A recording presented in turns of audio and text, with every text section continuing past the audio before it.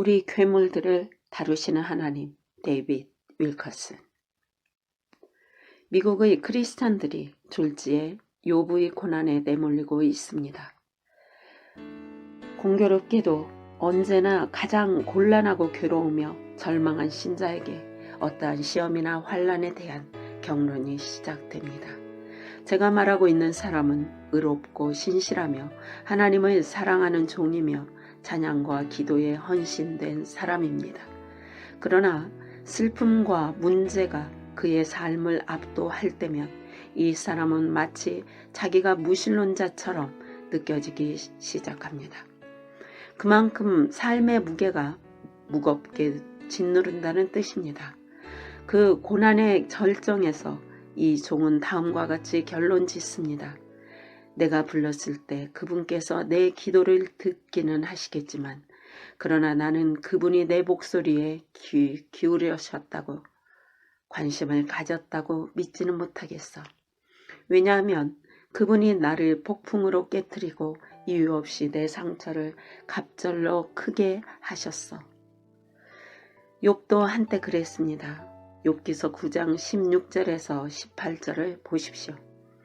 가령 내가 그를 부르므로 그가 내게 대답하셨을지라도 내 음성을 들으셨다고는 내가 믿지 아니하리라. 그가 폭풍으로 나를 꺾으시고 까닭 없이 내 상처를 많게 하시며 나로 숨을 쉬지 못하게 하시며 괴로움으로 내게 채우시는구나. 여기 자기의 모든 것을 졸지에 잃은 한 남자가 있습니다. 자기 가족, 자기 건강, 자기의 선의, 그의 재산, 자기의 소망. 위에서 하나님에 대한 욥의 발언은 이 불쌍한 사람이 자기 끔찍한 고통이 배가 되며 남긴 많은 절망의 말 중에 단지 하나일 뿐입니다.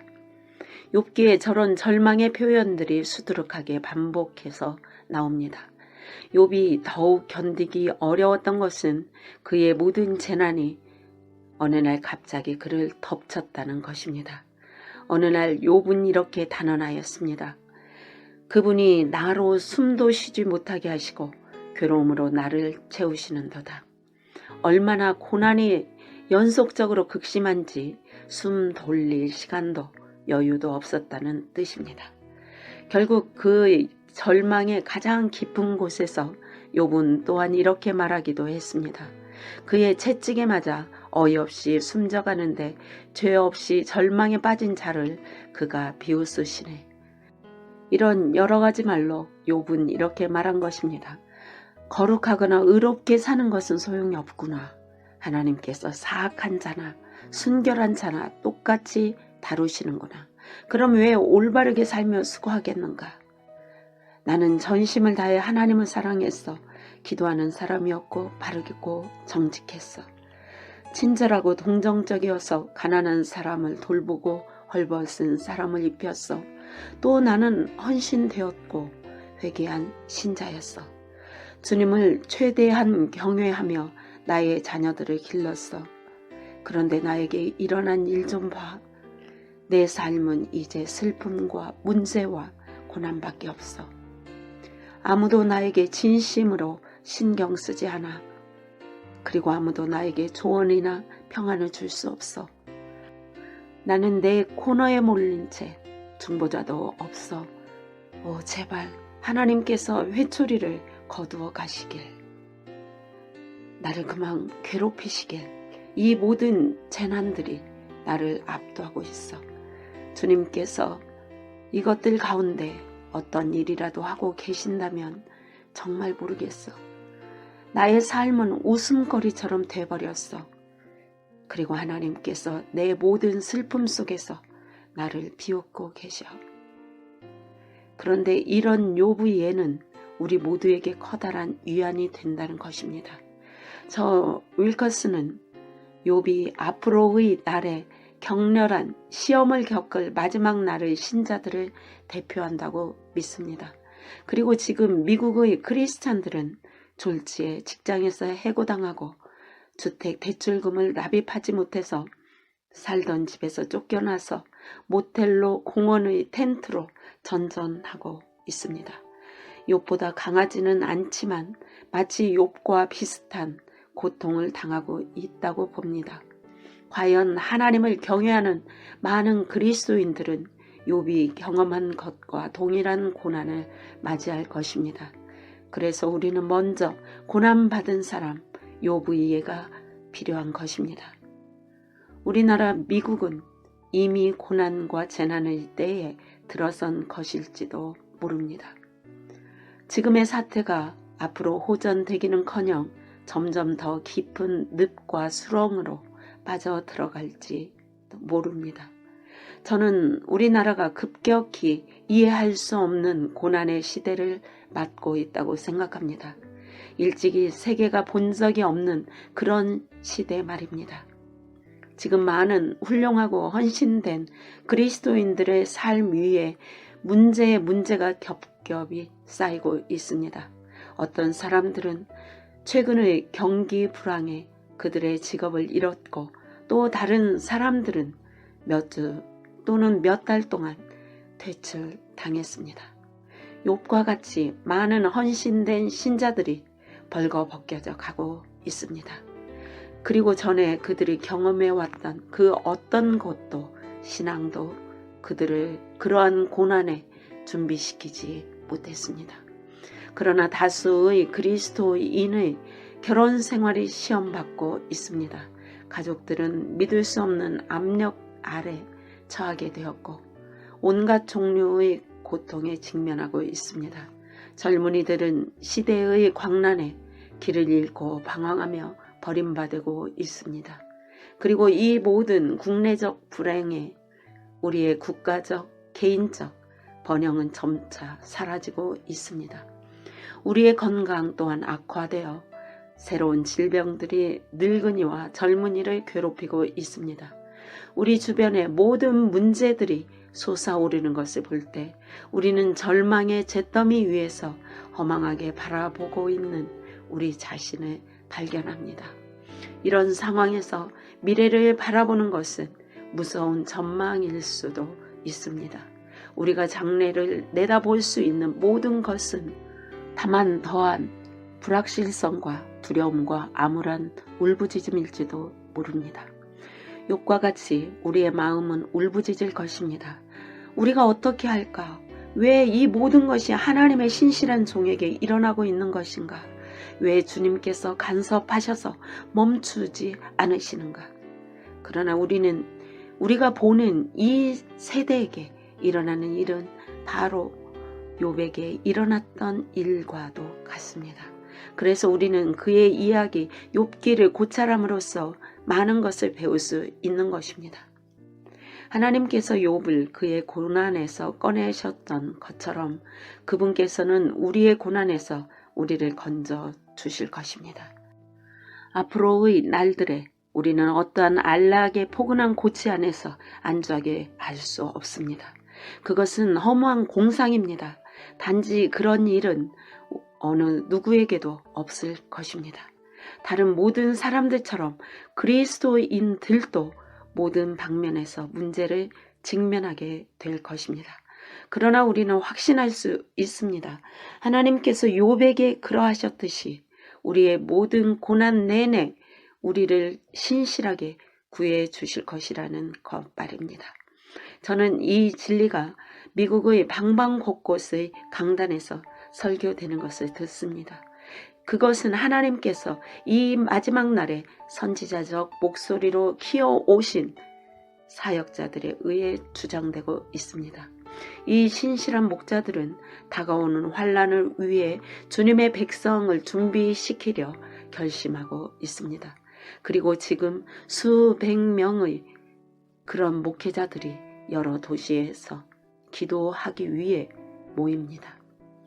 그들은 서로 비슷한 소식을 듣고 있습니다. 나의 양 중 많은 자들이 이토록 깊게 시험받았던 때가 없었습니다. 지난 몇 달 동안 어떤 것이 이 땅에 풀어졌습니다. 제가 아는 많은 경건한 남녀들이 문제, 어려움, 고난 그리고 슬픔의 홍수 아래 있습니다. 문제는 홍수 그 뒤에 인격적 실체가 있습니다. 그것은 바로 사단입니다. 사실 이 악마가 욥의 회방꾼이었고 그는 여전히 오늘날에도 하나님의 백성들의 회방꾼이기도 합니다. 다시 한번 대적은 주님 앞에 서 있습니다. 그분의 교회에 엄청난 고소를 퍼부으면서 말입니다. 그는 이렇게 말하며 하나님께 도전하고 있습니다. 당신은 이 마지막 때에 어떠한 진정한 지체도 가지고 있지 않습니다. 당신의 말씀이 예언했던 흠없는 신부를 가지고 있지 못합니다. 당신의 백성들을 잘 보십시오. 하나님, 그들은 슬기로운 처녀가 아닙니다. 대부분이 깊게 잠들어 있습니다. 그들은 영적인 것에 관심이 없습니다. 그들은 자신의 위에 더 나은 삶을 만드는 데에 골몰해 있습니다. 지도자들이 무엇을 가르치는지 들어보십시오. 그들은 사람들에게 고난당할 필요가 없다고 말하고 있습니다. 그들은 모든 물질적인 것이 그들의 손에 달렸다고 주장합니다. 저는 지금 당신께 도전합니다. 하나님, 당신의 백성 주위에서 보호막을 내리십시오. 내가 잠시만 그들에게 손을 대게 하소서. 내가 당신의 살찐 추종자들을 시험에 넣겠습니다. 당신께서는 이 세대가 누구와도 달리 총애를 받아온 것을 충분히 아십니다. 만일 당신께서 내가 그들을 까부르도록 허락하신다면 스스로도 남는 자들을 갖지 못할 거라는 것을 아실 텐데 내가 그들을 불같은 유혹의 화살로 찌르고 그들을 가난하게 만들고 그들에게 절망의 영을 쏟아 부을 것입니다. 내가 보증하건대 하나님, 그들은 1시간 내에 무너져 끝날 것입니다. 지상에 당신의 몸은 어떠한 욥도 남아있지 않습니다. 그들은 전부 영적인 겁쟁이들입니다. 계시록에서 요한은 제가 지금 일어나고 있다고 믿는 정황을 설명합니다. 사도 요한은 예언적으로 이렇게 씁니다. 땅과 바다에 사는 자들에게는 화 있으리라. 이는 마귀가 자기 때가 얼마 남지 않았음을 알고 크게 분노하며 너희에게로 내려갔음이라고 말합니다. 오늘날 마귀가 인류 위에 형언할 수 없는 화를 초래함에 따라 많은 사람들은 욥이 그랬던 것처럼 전적으로 혼란에 울부짖고 있습니다. 물론 하나님의 자녀로서 사단이 우리를 만지지도 못한다는 것을 압니다. 그것은 우리 주님께서 그분의 보호의 담장을 내리셔서 악마에게 우리를 시험하도록 결정하실 때에만 일어날 수 있습니다. 제 생각에 그것이 바로 지금 예수 그리스도의 교회에 일어나고 있는 일입니다. 성경은 이 마지막 날에 하나님께서 그분의 백성을 정결케 하는 불을 통과시키실 것이라고 매우 명확히 경고합니다. 그리고 지금 우리가 문제와 마주칠 때 모든 시험 내내 주님 안에 우리의 신뢰를 두는 것이 얼마나 중요한 것인지는 아무리 강조해도 모자랍니다. 물론 이것이 욥이 들었던 조언은 아니었습니다. 이 고난받는 사람이 그의 가장 낮은 곳에 처해 있을 때 그는 상담자로 자처하는 비난자의 고난을 당했습니다. 이 소위 친구라는 사람들은 욥을 더욱 절망시키기만 합니다. 그들은 욥의 삶에 숨겨진 죄가 있다고 비난하며 그에게 회개를 촉구합니다. 그러나 주님께서는 욥에게 이 사람들의 비난은 단지 어리석을 뿐이라는 것을 밝혀주셨습니다. 현재의 우리의 고난은 다음 둘 중에 하나를 낳습니다. 강팍함 또는 불신의 영이나 하나님께서 우리에게 관한 모든 상황을 다스리신다는 영광스러운 믿음입니다. 어쩌면 지금 당장 여러분은 극심한 고통의 시험을 겪고 있을지도 모릅니다. 그러나 여러분은 그 배우의 이유가 하나님께서 여러분의 삶에 죄를 다루시는 것은 아니라는 것을 압니다. 그렇다면 여러분은 의아해 합니다. 왜 주님은 여러분이 그런 고약한 고통을 겪도록 허락하시는 것일까요? 여러분의 고통의 아궁이는 여러분에게 삶을 바꾸는 부활을 가져오기 위한 것일 수 있습니다. 이것이 바로 욥에게 일어났던 일입니다. 그의 고난 가운데서 욥은 믿을 수 없는 발견을 했습니다. 하나님에 대한 그의 순전한 지식에도 불구하고 진정으로 그는 하나님을 깊고 친밀하게 알지 못했다는 것입니다. 마침내 그는 이렇게 고백했습니다. 내가 주에 대하여 귀로만 들었사오나 이제는 내 눈으로 주를 보나이다. 그러므로 내가 나를 미워하고 티끌과 재 속에서 회개하나이다. 욥이 이 고난을 겪을 때 그는 적어도 70세 정도는 되었습니다. 그리고 그는 그의 모든 삶 동안 하나님에 관해 알아왔습니다. 어떤 시점에서 욥은 주님께 제단을 세워 거기서 하나님을 찬양하고 경배하며 경건의 시간을 보내기도 했습니다. 몇 년 동안 하나님께서 그의 길과 비밀한 일들을 그에게 가르쳐 주셨습니다. 욥은 주님의 위로, 거룩하심, 인격, 성품, 진노에 대하여 배워왔습니다. 그리고 그는 하나님의 힘과 지혜의 위엄에 관해 배워왔습니다. 그는 욥에게 아연 실색할 위기가 다가왔을 때 그는 그다지 주님을 볼 수 없었습니다. 대신 하나님께서는 그에게 단지 공허한 신학적 용어처럼 되어버렸습니다. 그의 일상에서 그렇게 많은 부분을 차지하셨던 주님이 이제는 욥이 겪는 모든 일에 부재하신 듯 보였습니다. 갑자기 하나님은 일련의 설교, 죽은 말, 그 뒤에 어떤 생명의 힘도 없는 지식과 같이 보였던 것입니다. 저는 이것이 주님께서 처음부터 욥의 삶의 표면에 떠오르게 하기 원하셨던 것이라 믿습니다. 아시다시피 우리 사랑의 아버지께서는 그의 자녀가 그분을 더욱 깊이 알기를 원하십니다. 찬양 예배보다도 성경 공부나 기도 시간을 통한 것보다도 말입니다. 그분은 우리가 그를 친밀하게 우리 삶의 모든 측면에서 알기를 원하십니다. 그리고 그것은 우리의 가장 깊은 시험과 고난들도 포함하는 것입니다. 우리 주님은 우리에게 어떤 문자적인 죽은 신학의 하나님 이상이 되기를 원하십니다. 특히 우리의 고통의 때에 말입니다. 그분께서는 우리가 그분을 모든 것을 아시는 아버지, 가장 가까우신 분, 바로 그분의 손 안에 모든 것을 완벽히 통치하시며 쥐고 계시는 분으로 우리가 알기를 원하시는 것입니다. 그러나 슬픈 사실은 많은 그리스도인들이 편의와 축복의 모래 위에 그들의 믿음의 집을 지었다는 것입니다. 그리고 비극적으로 시험과 고난의 폭풍이 오면 그 신자들은 완전히 부는 바람 앞의 겨처럼 날아가 버릴 것입니다. 이미 저는 갑자기 불어닥친 재난들로 인해 훅 불려서 날아가고 있는 많은 신실한 사람들을 봅니다. 그들은 고난이 예수님을 따르는 모든 자들의 인생 속에서 행하는 역할을 결코 배운 적이 없습니다.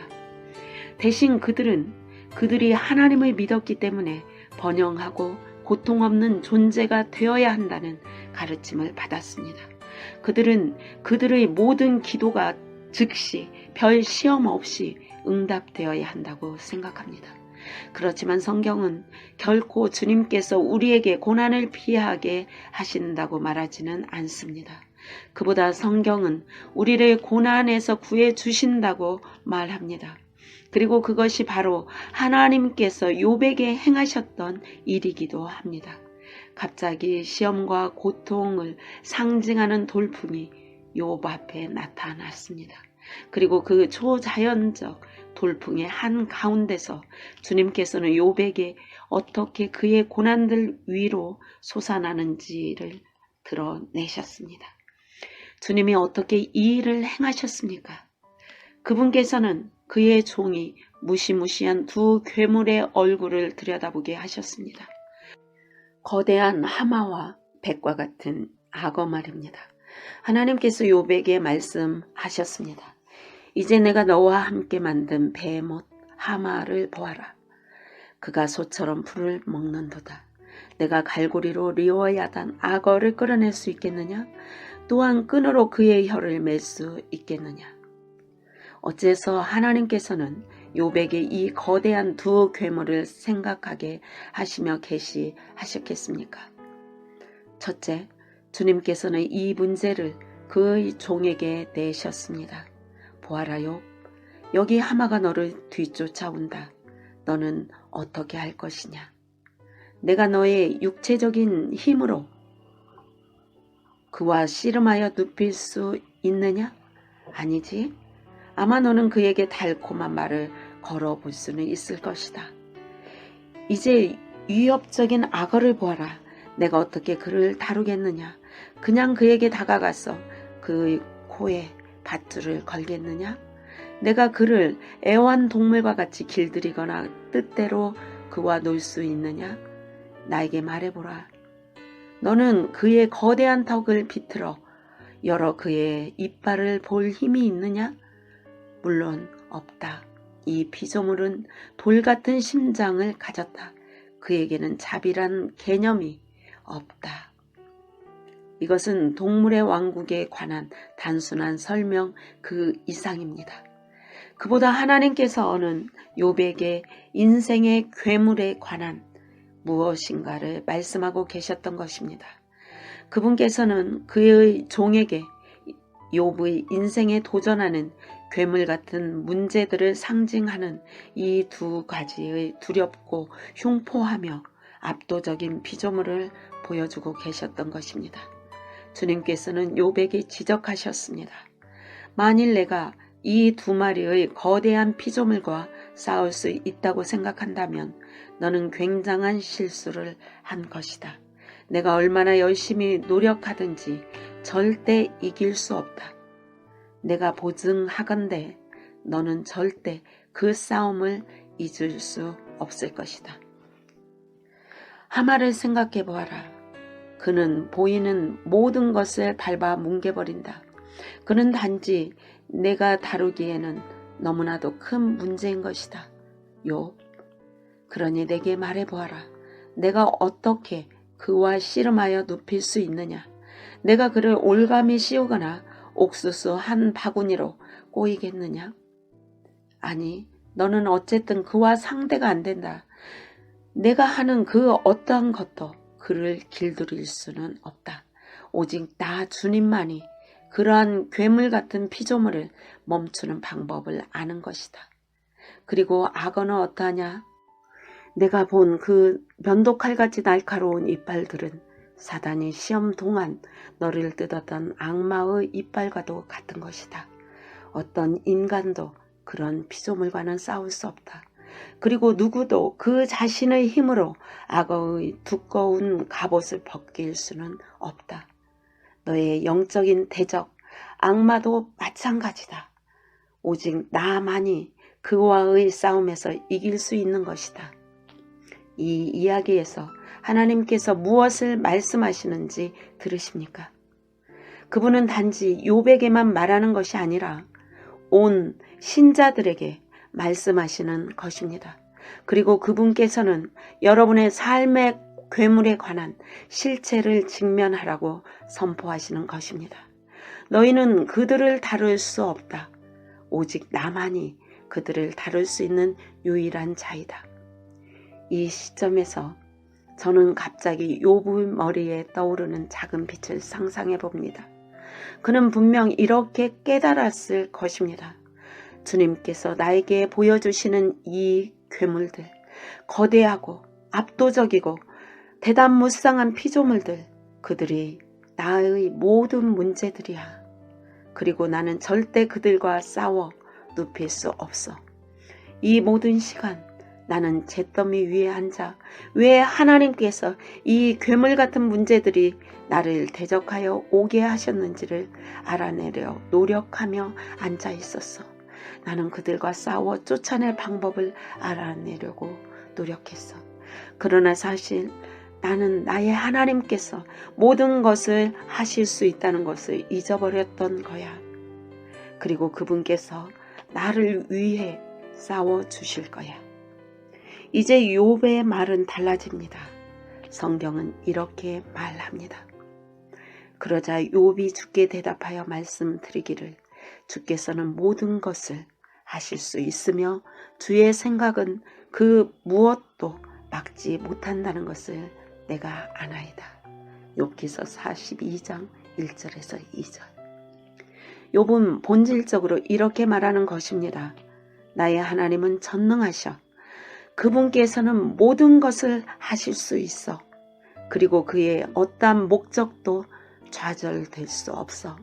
그러므로 나는 내 삶도 흩어지지 않을 걸 알아. 하나님께서 나의 모든 고난 뒤에 계획을 갖고 계셔.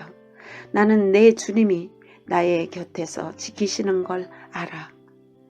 그 손에 나를 보호할 칼을 들고서 말이야. 그리고 그분께서는 그가 알맞다고 보시는 정확한 그 순간에 나를 구하실 거야.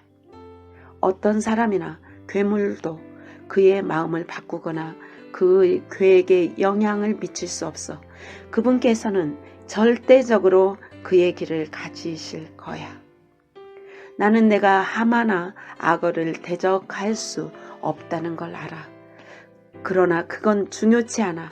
나는 하나님께서 하실 수 있다는 것을 알아. 나의 임무는 단지 가만히 있어 주님의 구원을 보는 거야. 저는 몇 년 전 제가 10대 도전 사역을 하면서 이와 같은 교훈을 배웠습니다. 저의 사역 초기에 저는 모든 나날들을 뉴욕의 거리를 걸어다니며 마약 중독자나 갱 멤버들에게 설교를 하며 보냈습니다. 저는 곧 지쳐버려 영육으로 무너져 버렸습니다. 저는 결국 병이 나서 6주 동안 입원해야만 했습니다. 이 시점에서 제 목에 종양이 생겼습니다. 저는 마시거나 삼킬 수도 없었습니다. 때때로 내 숨을 돌릴 수조차 없었습니다. 곧 저의 몸무게는 115파운드, 약 52kg 아래로 떨어졌습니다.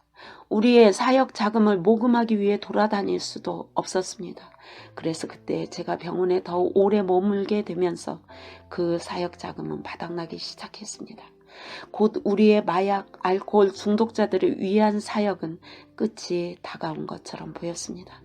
늙은 악어가 그의 이빨을 드러내고 있었습니다. 그리고 그때 제가 교회에 누워 지낼 때 저는 하나님께 어느 정도 화가 났습니다. 사람들이 저를 방문하러 왔지만 저는 그들의 교제에서 위안을 찾지 못하였습니다. 그들은 단지 저를 신경질 나게 했을 뿐입니다. 사실 저는 곧 욥과 같이 느끼기 시작했습니다. 적어도 세 사람이 저에게 주님께로부터 온 말씀을 말하기 위해 제 방에 왔지만 그것들은 저를 무겁게 했을 뿐입니다. 결국 어느 날 밤 저는 절망하여 하나님께 부르짖었습니다. 저는 탄원하였습니다. 주님, 저는 포기했습니다. 저는 여기 싸울 수 없습니다. 저는 이 모든 상황이 당신의 손에 있음에 깨닫습니다. 저는 단지 당신을 신뢰해야만 합니다. 그래도 당신께 부탁드릴 단 한 가지가 있습니다. 만일 당신께서 이 사역의 문을 닫기 원하신다면 그건 당신의 일이니까요. 그러나 제발 주님, 이것을 내 목에서 꺼내 주십시오. 1시간 만에 저는 큰 호두 크기의 종양을 기침해 냈습니다. 그리고 갑자기 단 시간 내 저는 다시 건강해졌습니다. 저는 곧 병원을 떠났고 저의 육체적 힘이 다시 돌아오기 시작했습니다. 제가 다시 10대 도전 사무실로 돌아왔을 때 저는 제가 떠난 사이에도 그 사역이 살아남았음을 발견했습니다. 저는 아직도 어떻게 주님께서 일을 이루신 것인지 모르겠습니다. 그것은 확실히 제가 바랬던 어떤 기적적인 거액의 수표를 통해서가 아니었습니다. 그리고 사실은 제가 아팠던 그 시간 동안 우리 사역의 간사들이 저를 보는 대신에 주님을 신뢰하기 시작했다는 것입니다. 저는 그것이 하나님께서 처음으로 이루고자 하셨던 일이라고 생각합니다. 아시다시피 인생에서 우리의 문제들은 단지 예측할 수 없는 재난들입니다. 우리가 무엇을 만나든지 또는 우리의 고통이 얼마나 깊게 파고드는지는 문제가 되지 않습니다. 하나님께서 그 모든 것 내내 목표를 정확히 겨누고 계십니다.